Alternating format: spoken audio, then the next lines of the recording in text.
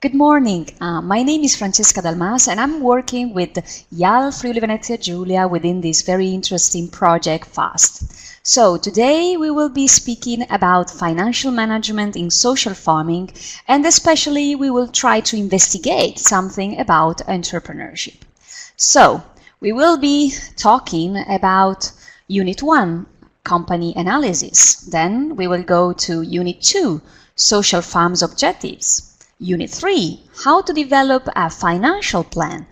And then Unit 4, some insights about receipts and payments. But now let's go to the first unit. The first unit is about how to carry on a company analysis. So what do you need to know to start your own business venture in social farming? But what I will tell you can be valid in this sense for any kind of company or organization.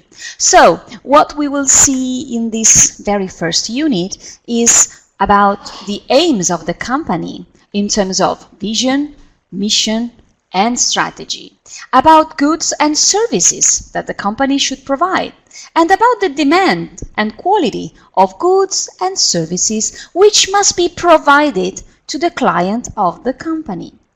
So, first of all, let's start with the vision. What is the vision? No matter what is the business of your company, before starting to work, before starting to plan your own venture, you will need to consider some key elements. And the vision is the very first of these elements that must be taken into very high consideration. So, what is the vision? You need to have a vision statement, which is an inspirational description of what an organization would like to achieve or accomplish in the midterm or long-term future. So this means that the company needs to see the vision of itself in the future in a term of 5-year or 10-year. It is intended to serve as a clear guide for choosing current and future courses of action. So this is a very starting point. Once the vision is defined, then we can go to the second part. The second part is the mission. So if the vision is a long-term plan, the mission is like a shorter plan. The mission statement describes the company's function, the markets, the competitive advantage, which means a short written statement of the business goals and philosophy. A mission statement defines what an organization is, why it exists, its reason for being. We can mention some examples, like if we take the multinational company IKEA from Sweden, what they say is that their vision is to create a better everyday life for the many people. So how do they reach this? So what they do, they have a business idea that supports the vision by offering a wide range of well-designed, functional home furnishing products at prices so low that many people as possible will be able to afford them. Let's take another example, maybe more linked to the agricultural world. So let's take another multinational company, Caterpillar. So Caterpillar say they have a vision of a world in which all people's basic needs such as shelter, clean water, sanitization, food, and reliable power are fulfilled in an environmental sustainable way, and a company that improves the quality of the environment and the communities where we live and work. So this is the vision. How do they plan to reach this? With the mission by enabling economic growth through infrastructure and energy development to provide solutions that support communities and protect the planet. So I know that our startup companies are not as big and as organized as IKEA or Caterpillar, but this is something that you really need to think about when you start your own business venture. So why do you start it? What are your aims? What are your goals? What do you want to do? Strategy. When it comes to strategy, it means that we need to have a set of competitive moves and action that business uses to attract customer, compete successfully, strengthening performance, and achieve organizational goals. It outlines exactly how business should be carried out to reach the desired ends. So it means that we need to plan a variety of actions that need to be put into practice to reach the organizational goals. So we need a plan. This is what I'm saying.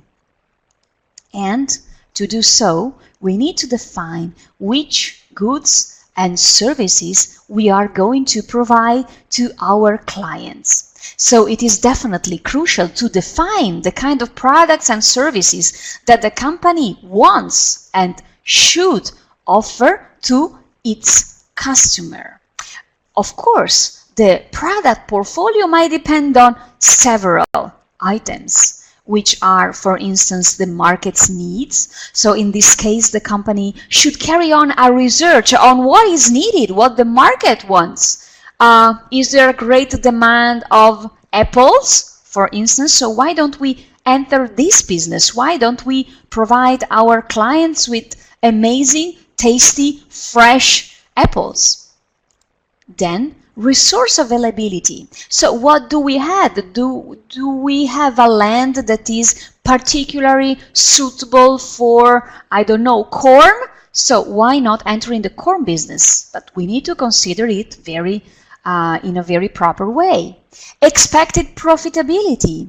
When we decide that we start a new business, we need to think if this business can be profitable for us or not.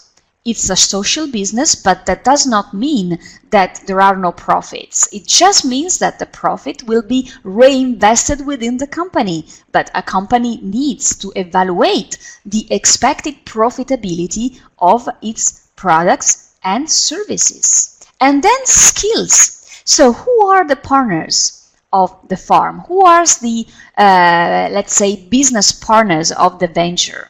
What are their skills? What do they do? What are they good at? So reasoning about the skills and what these skills can be useful for is something that it should be done. So when we consider what kind of goods and service we want to provide within our mission and vision, we should consider what the market wants, what kind of resources we have, what kind of profitability can be taken from the business, and the skills that are already present in the farm or that we can develop undertaking classes or whatever, and so what can be interesting for our own business. But then we need to be somehow crazy. Entrepreneurs are somehow crazy. So it's not only about the market, resources, profitability, and skills. It's also about entrepreneurial intuition. So it means, is there something special that we think that can be done in that specific business field? So why not trying something different? Of course, this is not really easy, but remember that the most successful cases, business cases in the world, started with a bit of craziness and with a bit of entrepreneurial intuition, and so on. So this is the light that comes out. So when we decide what we want to do. Of course, we definitely need to look for the market and to see what the market wants. So what is the demand of goods and services. So it is very important to know the market and therefore who is my customer, my ideal customer. Before selling something, you definitely need to know what are the need and the desire of that specific customer. So a golden rule can be do not sell what you want to produce, but produce what you can sell. So this is the end of Unit 1. Let's go then